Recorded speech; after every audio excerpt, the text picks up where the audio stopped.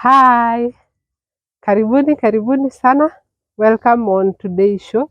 And on today's show, we have visited a farmer. He's going to explain for us more what he does. He does he has a kitchen garden and also a vertical garden. So he's going to take us through his success stories and also the challenges that he has faced during this exercise. So karibuni sana. And if you have not subscribed, please subscribe and like this video. So welcome our farmer. Today show you are a visitor. So karibu sana. We are Asante. looking forward to learn from you Okay, what you have been able to do. thank you. Yes, so you may introduce yourself. My name is Alfred Modhomi. Yes. We are within municipality of Meru County. And as you have said, I do a bit of a farming. We have a kitchen garden and also a vertical garden and other things like bananas. But I do this because I also take care of children, and this one came out of now the need to make sure that our children are getting good nutrition. Yeah. Yes. So basically, it's because of your other part of children. Yeah, we run a children program where we support children from different backgrounds, Yeah. those who have challenges where they would be living within the community. So we have a center where we stay with 50 children. Okay. Yes. So maybe just to start with having introduced yourself, uh, why did you saw it important to have your kitchen garden and also that what you have planted in your shamba? Why was it important for you to have that? I started this project because vegetables are very important in the nutrition of the children. They provide the vitamins that the children need to grow. Yeah. And in this era, the cost of food is becoming very, very high because of sometimes drought, which kicks in. So because now I have this space, I thought it's a good way to use the space so that I am growing my own vegetables. Because if I have to go to the market every week, that would be very expensive. And if I can be able to save a part of the money that I would use in the market, I can be able to now meet the needs of the children in a better way. So that's why I came up with a kitchen garden so that I am able to grow the vegetables which I need. The other reason, of course, when you buy food from the market, sometimes you can't tell the quality. Sometimes it is said that they might be overspraying those vegetables. So you are not very sure the quality of what you are buying from the market. So when you grow your own vegetables, you have a confidence even when you are offering it to your family or even to the children. So that's those are the two reasons why I settled now for a kitchen garden. Yes. Yes, there have been that main concern of having both food security and food safety. Yeah. Because sometimes, yes, we want to have the food security of having the food, but sometimes the food safety is sometimes neglected, and to have both. So if you are able to have your farm, you are able to know what you have sprayed or what you have. If you don't spray, you know what you are eating. Very true. Because sometimes we eat the vegetables, but they are not as safe as we think. Yes, that's very true. Yes. So you may take us through what you have in your farm. Okay. Yeah. So we have planted onions. Yeah. We have tomatoes. We have sukuma wiki or the kales. We also have spinach. and also cabbages. And Mm. those are things that are very much needed in the kitchen. So that because we also grow cereals in another place, so if we have now the vegetables and the onions and the tomatoes, now we can be able to make meals now for the children. So that's what we are growing in this farm. Yeah, I have also seen some gems of plantains just around. Yes, we also have started a project of growing plantains. Yeah. And the plantains are kind of like a part of bananas. It's a banana, but it's a different kind of banana. Mostly used in a different way from the normal way we use the other bananas. Yeah.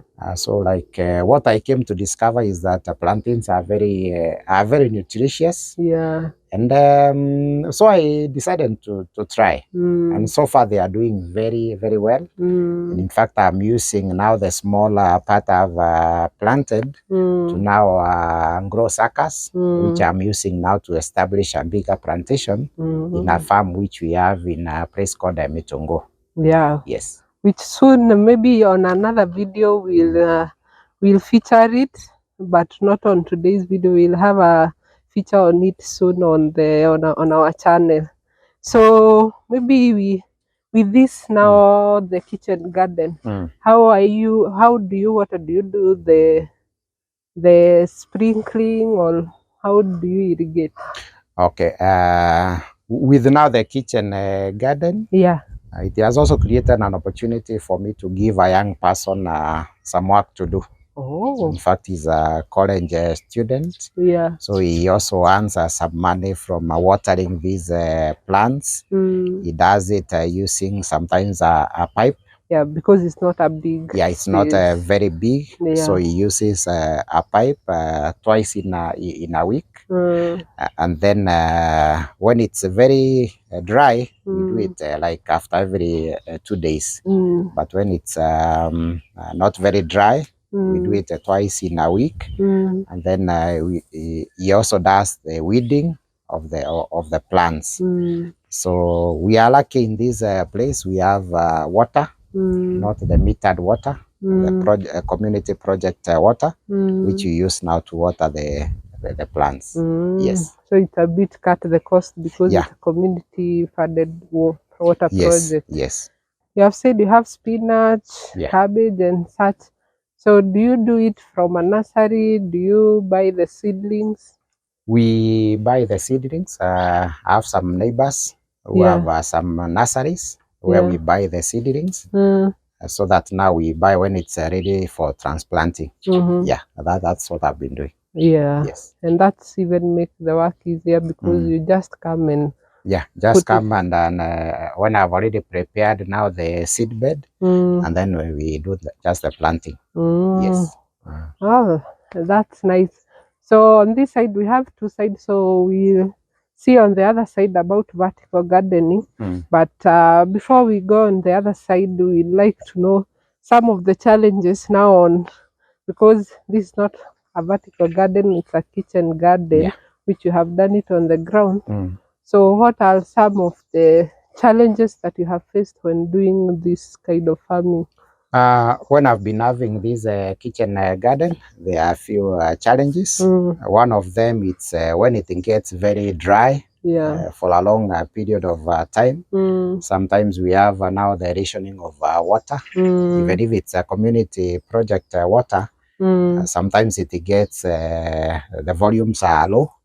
So like we get water after every one day. So with that now it means that you have to program yourself in such a way that when the water comes, that's when you do the watering. So that happens in very dry periods of time. The other challenge I've encountered, since it's an open space, some birds come and feed on the vegetables. And the plants which are mostly affected is the spinach. The birds seem to love spinach. Yeah, even as more than anything else. So sometimes because it's open, it's not closed completely. I've been having those those are challenges. The other challenge is, of course, the pests, which we've tried as much as possible to be able to get rid of. And because of now our food safety, we've tried to use pesticides which are also friendly. For human consumption. Like I've been using now the product from the rabbits. Or the rabbit urine. Yeah, the rabbit urine. When I've been keeping rabbits, I use it as now a spray because it works both as a pesticide and also as a foliar fertilizer now for the vegetables, and that has helped a great deal because you cut a cost. And also you make sure that whatever you are consuming is also secure. It's organic. Yeah, it's organic. It's not filled with chemicals. Yeah. For the safety of now the consumers. Oh. Yes. Oh, that's nice. So I think with that, we shall go on the other side.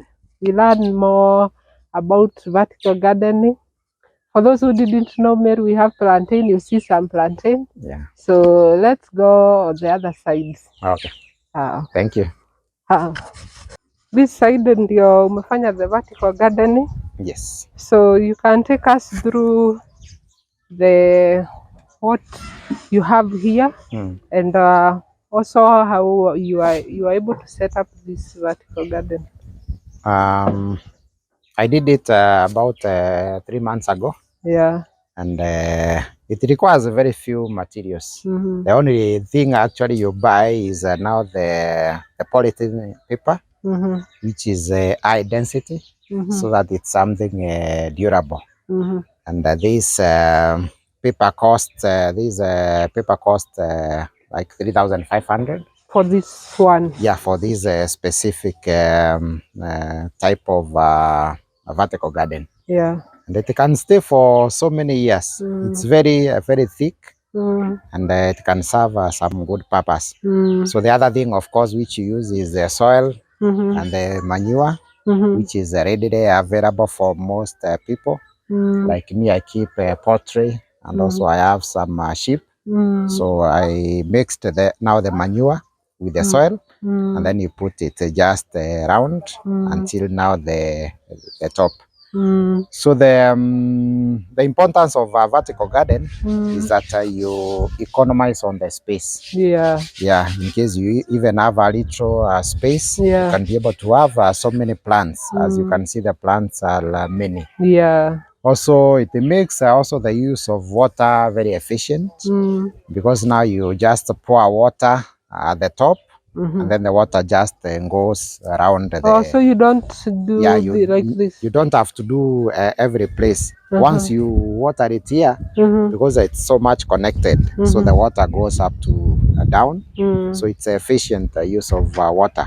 So what is not able to be used by the plants here, it goes to the second one, third one, fourth one, and then the fifth one. So it also economizes on the use of water. Yes, especially to those that water is a challenge. Yes. Because you don't require to have water each and every plant. That's very true. I think it saves a lot. You can do it even like for it to have watered like this. Yeah. You require like jerrycan. We can talk of 20 liters of water. 20 liters of water can be able to water now this garden. Just use even 20 liters per day. That's enough. Maybe you are watering after every 1 day or 2 days? Like twice in a week. After every 3 days, you water it. It will be quite good. So here we have beetroot, and the very top.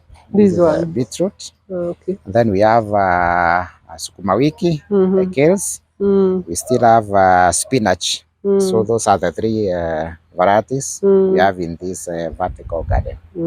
Yes. I think we have learned a thing or two, especially on saving the water. Yeah. At least even to a person who doesn't have a flow of water that you require, like the one in where you have done on the ground. Yes. So I think that can save you a lot.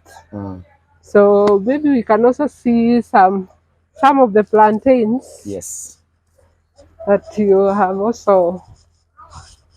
So these are plantain bananas.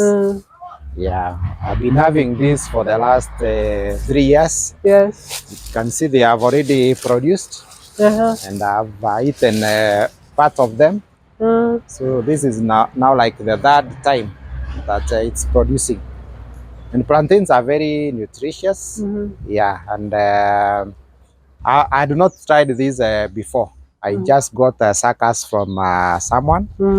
Suckers is now this like this plant. Yeah. So I got 5 of them, and I started now. And I've also been able to expand a bit.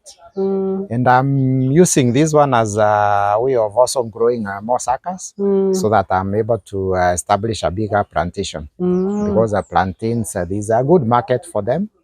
If you go to a supermarket, you'll get a kg between 120 shillings and 160. So if you have a plant like that one, and you get like 20 kgs, yeah, that's quite some good money. And not other bananas, you can't get such kind of money. Yeah. So it's a business and also a way of improving nutrition. Yeah. Because the plantains are very nutritious and very good for the family. You can say they are more nutritious than kawaida bananas. Yes, they are more nutritious like than the bananas that we are used to. Oh, okay. Yes. And how do you take care of it? As in, does it require you a lot of? No, in fact, bananas are very easy to take care of. They just require you to keep maybe the ground without any weeds. As you can see, there's some mulching. Yeah. You cover the ground with some dry matter. And that one ensures that they don't lose water very fast. So in that way, they don't require a lot of care. The other thing that you do is also pruning them. You remove the dry leaves so that whatever remains is the green leaves. They don't require much of care. You just do that maybe once in a month, and the rest of the time the banana just thrives. Does it take long to mature? Takes about, the plantains take about 1 year, 1 year to mature. And then by the 15th month, you can have fruit. Yes, they are early maturing plants. Yes, they grow very fast. Okay. Yes. So we really appreciate even for your time. I think today we have covered different things that you are able to do. We have covered the kitchen garden. We have also covered the vertical gardening and also plantains.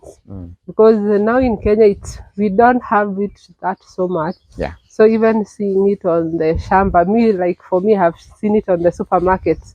Yeah. So I'm even glad to see them on the shamba. So thank you so much for welcoming us to your farm, and we'll feature him very soon also to see where he has done large scale. As he said, he has done large scale in cereals. So we'll feature him very soon and tell us more. So thank you so much. We really appreciate. Unless you have something else to say to our viewers. The last thing I want to say is that farming is good.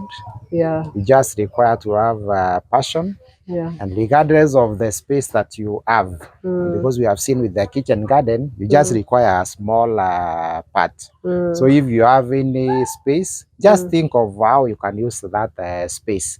Because with that space for a small family, you don't even have to go to the market to buy vegetables. And I want to encourage young people to venture into agriculture.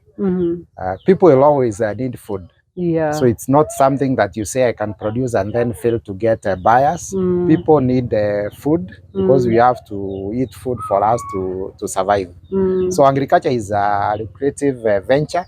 And once you are committed to what you're doing, the fruits are going to be there. You'll get something to also earn a living and also give employment to very many young people who need employment. So thank you so much. It's also a pleasure hosting you at my farm. Thank you. Yes. Bye-bye. Bye-bye.